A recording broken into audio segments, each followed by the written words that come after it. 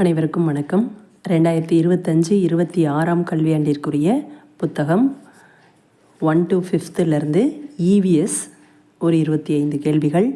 முதல் கேள்வி, பின்வருவனவற்றுள் உயிர்கோள காப்பகம் எது? மன்னார் வளைகுடா. பின்வருவனவற்றுள் உயிர்கோள காப்பகம் எது? மன்னார் வளைகுடா. இரண்டாவது கேள்வி, உயிர்கோள காப்பகம் அல்லாதது எது? வேடந்தாங்கல். உயிர்கோள காப்பகம் அல்லாதது எது? வேடந்தாங்கல். மீதி மூணுமே புக்கில் கொடுத்துருக்கிற தமிழகத்தில் உள்ள உயிர்கோள காப்பகங்கள்.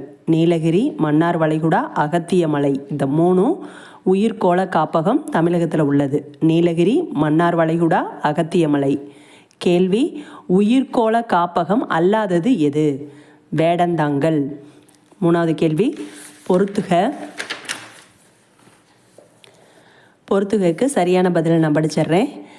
கிர் தேசிய பூங்கா, அங்கே என்ன இருக்குது அப்படின்னா ஆசிய சிங்கங்கள். காசிரங்கா தேசிய பூங்கா ஒற்றை கொம்பு காண்டாமிருகங்கள். சுந்தரவனம் தேசிய பூங்கா வங்காள புலிகள். விராலிமலை மயில்கள். கிர் தேசிய பூங்கா எங்கே இருக்குது அப்படிங்கிறதையும் தெரிஞ்சுக்கோங்க. கிர் தேசிய பூங்கா குஜராத்தில் இருக்குது. அங்கே இருக்கிறது ஆசிய சிங்கங்கள்.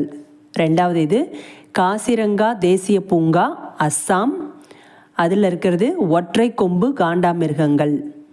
3 சுந்தரவனம் தேசிய பூங்கா மேற்கு வங்காளம், வங்காள புலிகள். விராலிமலை திருச்சி மயில்கள். இது எல்லாம் சரியாக இருக்கிறது பி ஆப்ஷனில் சரியாக இருக்குது. நாலாவது கேள்வி, குறிஞ்சிப்பூ டேஸ் ஆண்டுகளுக்கு ஒரு முறை மலரும்? 12 ஆண்டுகளுக்கு ஒரு முறை மலரும். குறிஞ்சிப்பூ 12 ஆண்டுகளுக்கு ஒரு முறை மலரும். அஞ்சாவது கேள்வி, உலக சுற்றுச்சூழல் தினம் ஜூன் 5. உலக சுற்றுச்சூழல் தினம் ஜூன் 5. இதை கொஞ்சம் நல்லா ஞாபகம் வச்சுக்கோங்க, முக்கியமான கேள்வி. ஆறாவது கேள்வி, முதன்மை உற்பத்தியாளர்கள் பசுந்தாவரங்கள். முதன்மை உற்பத்தியாளர்கள் பசுந்தாவரங்கள். ஏழாவது கேள்வி, வன மகோத்சவம் 1950 முதல் ஒவ்வொரு ஆண்டும் டேஸ் முதல் வாரம் கொண்டாடப்படுகிறது? ஜூலை. வன மகோத்சவம் 1950 முதல் ஒவ்வொரு ஆண்டும் ஜூலை முதல் வாரம் கொண்டாடப்படுகிறது. அடுத்து எட்டாவது கேள்வி, தவறான இணையை கண்டறிக. இதில் தவறான இணை தவறாக எது கொடுத்துருக்காங்க அப்படின்னா தேசிய பசுமை தீர்ப்பாயம் 2020ங்கிறது தப்பாக கொடுத்துருக்காங்க. மீதி இருக்க 3ம் சரியாக இருக்குது. அது எல்லாமே அது என்ன இயக்கம் எந்த வருஷங்கிறத மனப்பாடம் பண்ணிக்கிங்க. இந்த 4க்கும் மனப்பாடம் பண்ணுங்கிறதுக்காக தான் இந்த கேள்வியை எடுத்திருக்கேன். சிப்கோ இயக்கம் 1973. சிப்கோ இயக்கம் 1973. அப்பிகோ இயக்கம் 1983. அப்பிகோ இயக்கம் 1983.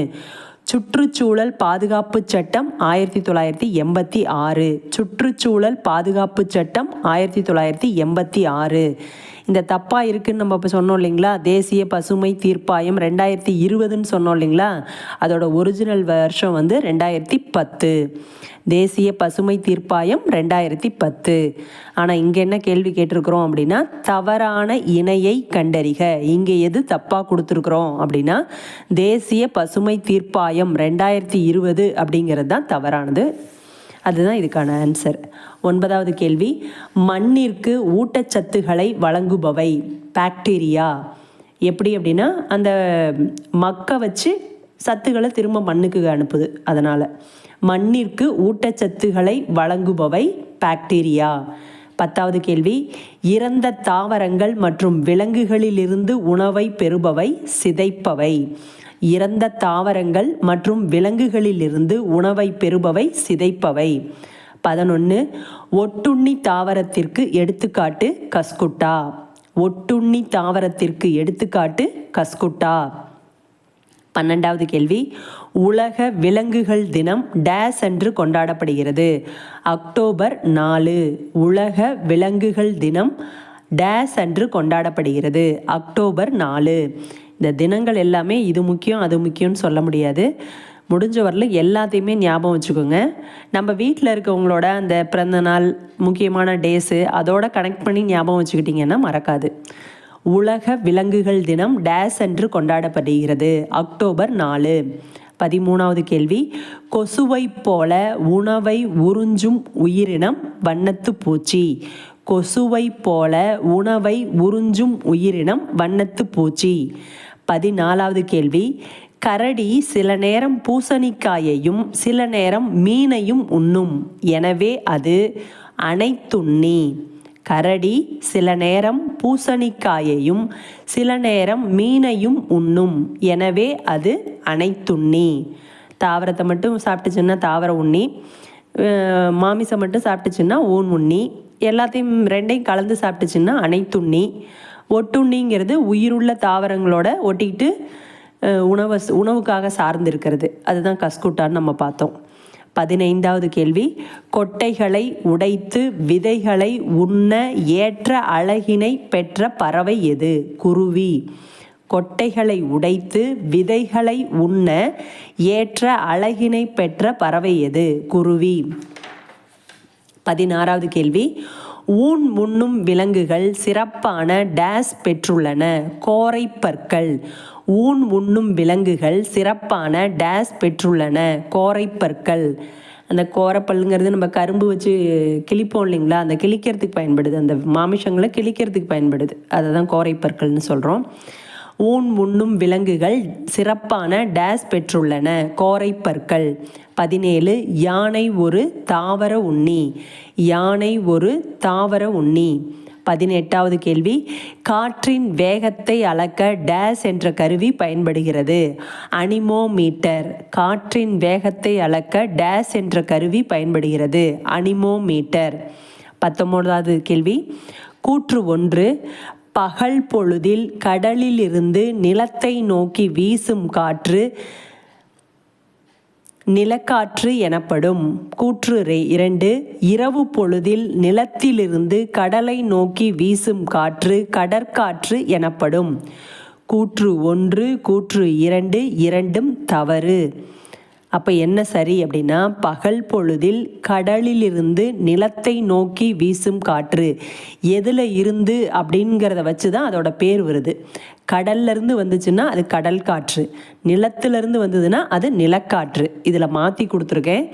அதனால் 2 கூற்றுகள் இரண்டுமே தவறு அப்படிங்கிறது இதுக்கான சரியான ஆன்சர். அடுத்தது 20வது கேள்வி, ஜெய்ஹிந்த் என்ற வாசகத்தை உருவாக்கியவர் செண்பகராமன். ஜெய்ஹிந்த் என்ற வாசகத்தை உருவாக்கியவர் செண்பகராமன். 21வது கேள்வி, ஞானபானு என்ற மாத இதழை தொடங்கியவர்? சுப்பிரமணிய சிவா. ஞானபானு என்ற மாத இதழை தொடங்கியவர் சுப்பிரமணிய சிவா. 22வது கேள்வி, கேப்டன் லட்சுமி என்று அழைக்கப்படுபவர்? லட்சுமி சாகல். கேப்டன் லட்சுமி என்று அழைக்கப்படுபவர் லட்சுமி சாகல். 23வது கேள்வி, விமானம் தயாரிக்கும் தொழிற்சாலையில் பயன்படும் கனிமம் டேஸ் ஆகும்? பாக்சைட். விமானம் தயாரிக்கும் தொழிற்சாலையில் பயன்படும் கனிமம் டேஸ் ஆகும்? பாக்சைட். 24, துத்தநாகம் டேஸில் காணப்படுகிறது? மீனில். துத்தநாகம் டேஸில் காணப்படுகிறது? மீனில். 25, தமிழ்நாட்டின் கஞ்சமலையில் டேஸ் தாதுக்கள் காணப்படுகின்றன? இரும்பு.